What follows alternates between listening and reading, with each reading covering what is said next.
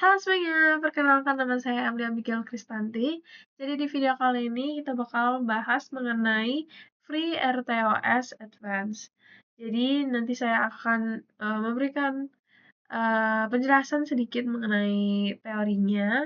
Lalu karena kemarin saya sudah percobaan, jadi nanti saya akan jelaskan codingannya dan juga hasil percobaan yang sudah dilakukan. Jadi langsung aja kita mulai. Nah, jadi pertama-tama itu mengenai dilema memori sistem tertanam kritis. Nah, keterbatasan ruang fisik hardware-nya itu berbeda dengan desktop berbasis RAM gigabyte. Mikrokontroler itu sangat terbatas. STM32 hanya memiliki 20 KB RAM, sementara SP32 menyediakan sekitar 320 KB RAM internal. Nah, untuk anatomi kegagalan manajemen memorinya, itu ada heap exhaustion, itu alokasi memori penuh menyebabkan sistem hang mendadak. Terus juga ada stack overflow, itu ekor stack merusak data TCB atau stack milik tes lain. Lalu ada memory leak, itu kebocoran halus yang menghabiskan RAM secara linear. Terus ada juga fragmentasi, itu tuh alokasi gagal akibat memori terpecah, meski total ruang kosong itu mencukupi. Selanjutnya itu mengenai abstraksi, API, dan telemetri controller. Nah, selanjutnya itu mengenai abstraksi API dan telemetri controller. FreeRTOS ini menggantikan pustaka C standar dengan fungsi thread safe bawaan yang mendukung instrumentasi telemetri secara real time. Nah, untuk PV-port malloc, itu tuh alokasi memori dari heap free RTOS untuk mengembalikan nilai 0 jika penuh. Wajib diperiksa di runtime. Terus untuk v-port free, itu tuh membebaskan memori. Pointer wajib di-set ke 0 pasca eksekusi guna menghindari dangling pointer.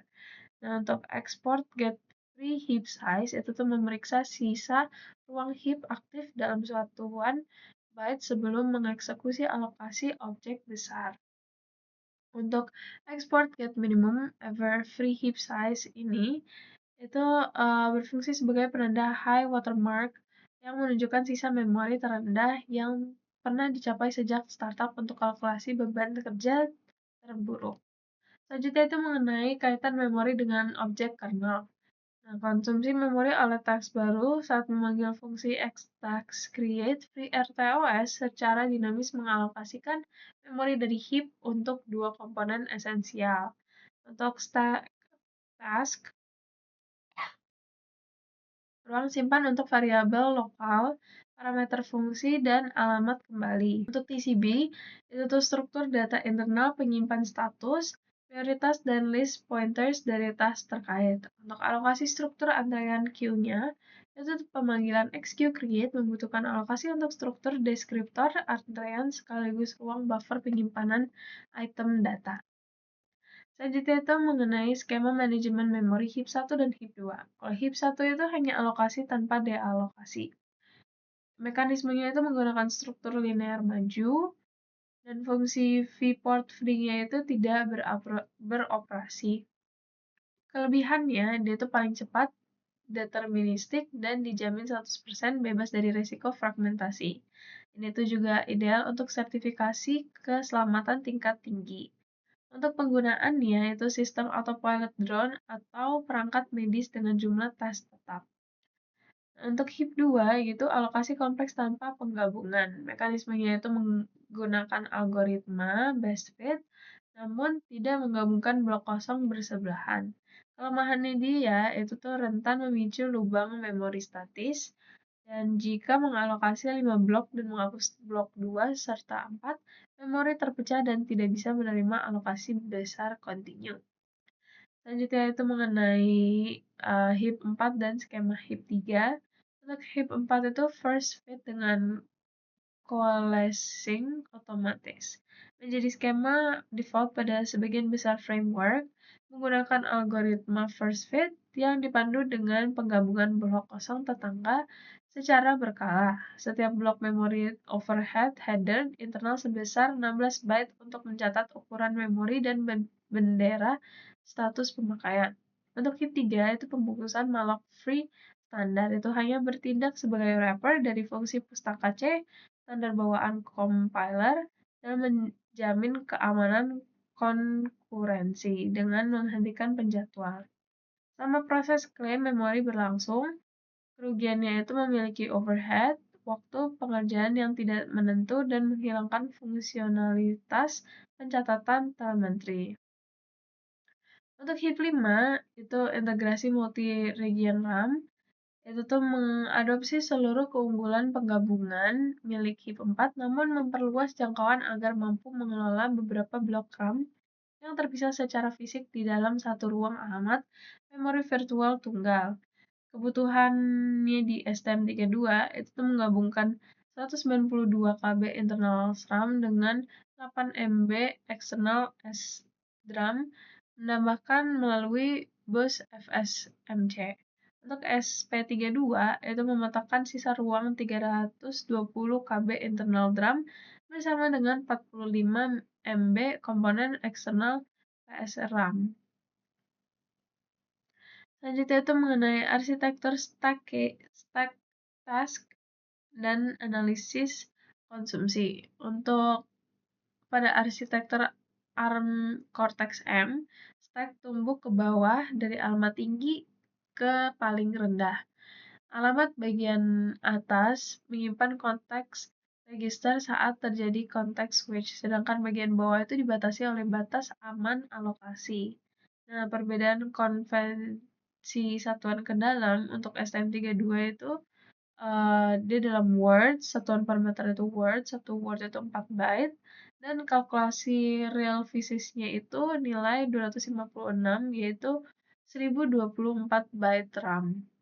Untuk SP32, satuan parameternya itu bytes, dan 1 byte itu sama dengan 1 byte. Untuk kalkulasi real physisnya itu nilai 4096, yaitu tuh 4096 bytes RAM.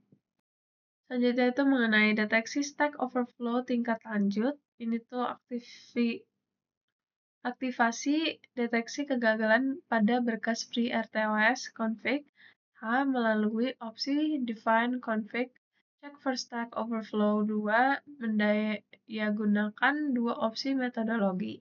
Metode pertama itu validasi nilai stack pointer, di mana sistem memvalidasi apakah petunjuk posisi stack itu telah melampaui batas absolut atau belum. Terus metode kedua itu pemeriksaan pola karakter, yaitu free RTOS menginisialisasi 20 byte terakhir area terbawah stack dengan pola bit khusus.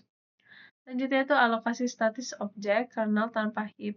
Kelebihannya itu pendekatan immutable, itu tuh alokasi memori diselesaikan sepenuhnya saat fase kompilasi dilakukan menggunakan memori global, menghilangkan potensi kegagalan alokasi memori di runtime. Selanjutnya itu implementasi antrean dan driver statis. Untuk sistem berkemampuan kritis, wajib mengamankan ruang antrean pesan dari risiko kehabisan heap secara dinamis dengan mengalokasikan array penampung secara eksplisit. Untuk abstraksi semafor dan mutex statis, strategi pengamanan yang selalu berlaku bagi komponen kontrol persaingan data dengan menggunakan deretan fungsi khusus yang ada di bawah situ. Pola desain custom memory pool block. Jadi pola memory pool ini membagi memori global menjadi beberapa blok ukuran seragam saat fase awal atau startup.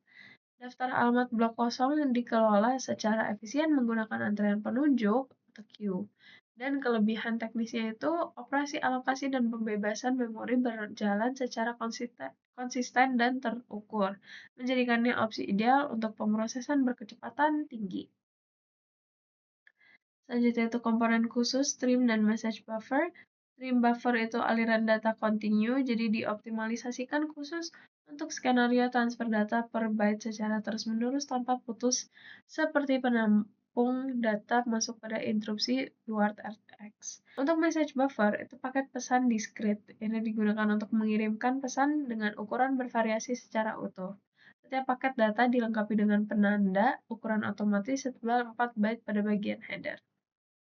Selanjutnya itu proteksi akses data atomis, yaitu jika dua tas memodifikasi variabel global yang sama secara bersamaan tanpa proteksi, tidak perpindahan tugas di tengah jalannya instruksi dapat merusak akurasi nilai akhir data.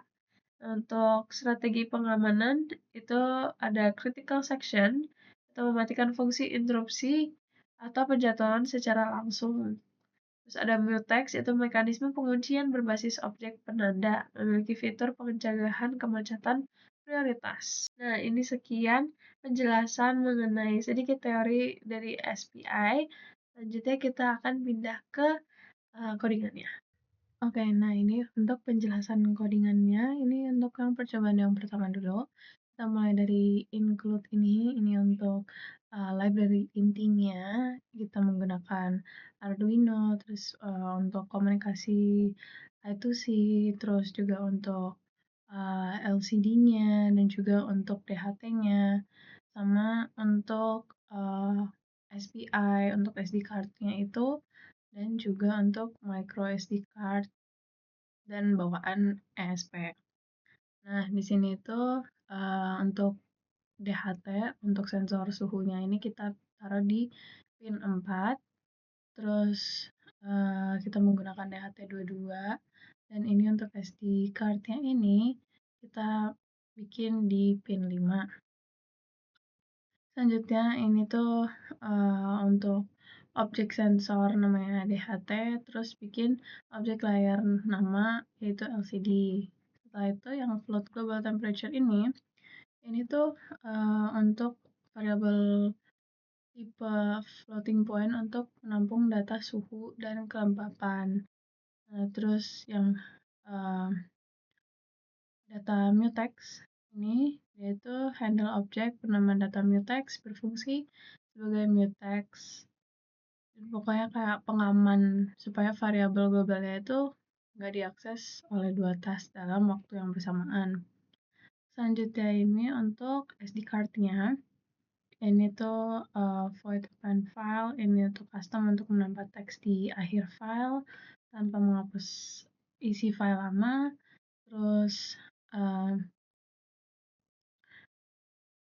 fs open ini tuh buka file pada jalur yang ditentukan. Terus if file ini tuh memeriksa jika file itu berhasil dibuka, dan kalau gagal dia bakal kirim error gitu. Terus untuk yang file close ini tuh untuk menutup kembali file untuk memastikan kalau data itu benar-benar tersimpan di micro SD. Setelah itu yang void task ini tuh menggunakan fungsi task free RTOS untuk ngurusin tampilan LCD. Terus PV parameter ini menghindari compiler yang error, terus local temperature itu untuk buatan task sendiri untuk menyimpan salinan data sementara. Setelah itu ada for. Apa ini tuh sebagai loop, dia meminta dan mengunci mutex supaya arti pro port max ini itu rela menunggu selamanya sampai kunci itu senggang jika sedang dipakai tas lain. Setelah itu yang temperature ini untuk setelah berhasil mengunci mutex, nanti dia bakal nyalin data variabel global ke variabel lokal. Selanjutnya untuk LCD set cursor ini yaitu tuh mengatur posisi cursor teks dan mencetak data suhu baris 0 dan kelembapan baris 1 ke layar LCD. Untuk vitas delay ini mengistirahatkan teks selama 500 milisecond supaya CPU itu bisa dipakai untuk task yang lain. Terus untuk void task retemp ini tuh untuk memerintahkan sensor DHT untuk mengukur suhu aktual dan kelembapan udaranya. Terus yang if ini tuh untuk memastikan kalau datanya itu dibaca dengan angka yang valid, bukan error.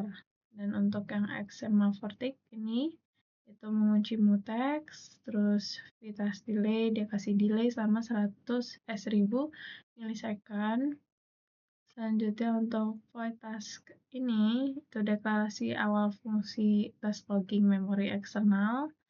Terus untuk file-file ini tuh SD open itu sebagai membaca kalau file yang kita simpan data ini, itu udah tersedia dalam SD card atau belum. Terus file write, ini tuh jika belum terdeteksi, nanti sistem membuat file baru. Nah, untuk yang for bagian sini, yaitu loop lagi supaya lalu mengunci mutex supaya dapat nyalin nilai suhu dan kelembapan paling baru. Selanjutnya itu yang char data ini itu untuk nyiapin array teks kosong ukuran 64 byte, terus nyusun teks supaya jadi satu baris. Terus untuk append file ini tuh memanggil fungsi pembantu untuk menusukkan teks data yang kita simpan di SD tadi ke baris paling bawah. Terus serial print untuk duplikasi tampilan ke serial monitor PC untuk mempermudah pengecekannya. Terus kita kasih delay lagi selama 2000 milisecond. Selanjutnya untuk flight setup ini yaitu buka jalur komunikasi ke PC. Selanjutnya untuk DHT begin, ini mengaktifkan mesin driver internal untuk masing-masing modul sensornya. Nah, untuk bagian if SD begin ini yaitu menginisialisasi hardware SD card via SPI pada pin CS yang sudah ditentukan. Selanjutnya tuh data mutex sini, ini tuh membuat wujud objek fisik mutex di dalam memori dan alamatnya itu dipegang oleh data mutex. Terus if data mutex ini tuh mastiin kalau objek mutex ini berhasil dibuat di memori RAM sebelum meluncurkan task. Terus fungsi create x task create pin to core, yaitu fungsi free RTOS punya ESP32 untuk membuat task dan mengujinya di core CPU tertentu. Nah, untuk void loop ini dia bakal nge-loop dan dia bakal jalan dalam sebuah task bawaan bernama loop task. Ini untuk penjelasan percobaan yang pertama. Nah, ini untuk percobaan yang kedua. Di sini kita masukin library-nya Arduino, terus SP sama LCD dan juga DHT-nya lagi. Terus ini DHT kita bikin di pin 4. Terus button kita taruh di pin 14 dan juga LED kita taruh di pin 2. Nah, selanjutnya untuk ini object declaration ini untuk buat deklarasi objek namanya DHT dan juga LCD. Terus untuk yang float ini yaitu tempat penyimpanan data suhu dan kelembapan. Sama untuk LED statusnya ini penanda status LED itu berarti mati kalau false dan true kalau menyala. Terus semaphore handle ini yang data mutex ini dia handle untuk objek penguji mutex. Terus yang BTN semaphore yaitu untuk objek binary semaphore. Selanjutnya itu untuk void RAM ATTR ini tuh untuk memerintah ESP32 untuk menyimpan fungsi di dalam memori atau RAM. Terus untuk X higher priority task kan, ini tuh menanda untuk nyatet apakah ada task berprioritas lebih tinggi yang terbangun akibat interupsi ini. Selanjutnya untuk yang X semaphore give form ISR ini untuk pre-RTOS untuk memberikan melempar semafor dari dalam ruang interrupt. Untuk if ini kondisi jika task buttonnya itu kita nunggu memiliki prioritas lebih tinggi daripada task yang tadi terpotong, maka fungsi yang port yield ini dia itu dipanggil untuk memaksa pergantian tugas. Nah, selanjutnya itu untuk pembacaan DHT, ini itu void ini memulai loop internal. Selanjutnya untuk if ini dia itu memastikan sensor itu tidak mengembalikan data kosong atau yang rusak. Terus XML4 ini meminta akses data global untuk mengunci mutex. Terus untuk task delay ini tuh mengistirahatkan task itu selama 2000 milisecond. Nah, selanjutnya itu void task ini untuk LCD. Ini tuh nanti LCD bangun setiap 1 detik. Terus mengunci mutex sejenak untuk nyalin data suhu dan kelembapan. Nah, yang untuk LCD set cursor ini tuh mengarahkan cursor ke kolom indeks ke 9 pada barisan pertama. Terus dia juga nampilin angka suhu, simbol derajat, teks C, serta nilai kelembapan di baris yang kedua. Ini untuk kelembapan, ini untuk suhunya. Terus ditutup lagi dengan vitas delay supaya dia istirahat selama 1000 milisecond. Nah, ini untuk tombolnya menggunakan push button. Untuk Exama Vortex ini dia tuh masuk ke mode tidur total dan tidak memakan source CPU sama sekali karena nunggu datangnya button semafor ini. Selanjutnya untuk LED status ini dia tuh nerima sinyal semafor dan tes ini langsung terbangun membalikan logika variabelnya. Terus untuk vitas delay diberikan jeda selama 200 milisecond. Untuk setup mainnya, untuk flight setup dia ngaktifin serial monitor dengan kecepatan 115.200. Terus untuk DHT begin ini dia ngaktifin sensor DHT dan juga LCD. Lalu data mutex ini dia tuh alokasi pembuatan objek internal sistem operasi free RTOX. Selanjutnya untuk attach interrupt ini tuh menghubungkan pin tombol fisik ke fungsi interrupt. Nah, nanti mode falling ini tuh dipilih agar interupsi itu dipicu tepat ketika tegangan pin itu berubah jatuh dari high ke low atau saat tombol itu mulai ditekan. Terus untuk if ini task button dia tuh diberikan prioritas tertinggi 3 agar LED itu langsung merespon ketika tombol itu ditekan. Terus DHT22 ini diberikan prioritas sedang atau 2. Terus untuk LCD itu prioritas terendah atau 1. Gitu. Terus untuk loop mainnya di sini kita kasih loop kalau Arduino framework-nya itu multitasking sepenuhnya sudah dikelola secara independen oleh 3 fungsi task free RTOS. Jadi ini untuk penjelasan program percobaan yang pertama dan percobaan yang kedua. Jadi sekarang kita lihat hasil percobaannya. Menggunakan suhu dan juga LCD. Nah, ini dia sudah ngecek suhunya berapa dan humidity-nya berapa. Ini udah ke login ke SD card yang ada di situ. Nah, di Sini di LCD-nya ini kelihatan kan ada suhunya itu berapa derajat dan kelembapannya itu berapa derajat. Nah, ini tuh yang menggunakan LED dan push button.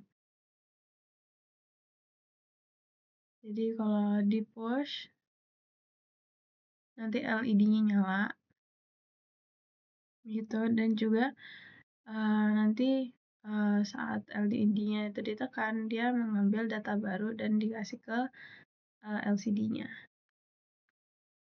Oke teman-teman, terima kasih semuanya udah nonton dari awal sampai akhir. Mohon maaf apabila ada kesalahan atau salah kata. Terima kasih semuanya. Dadah. Aduh. Yes, I will find my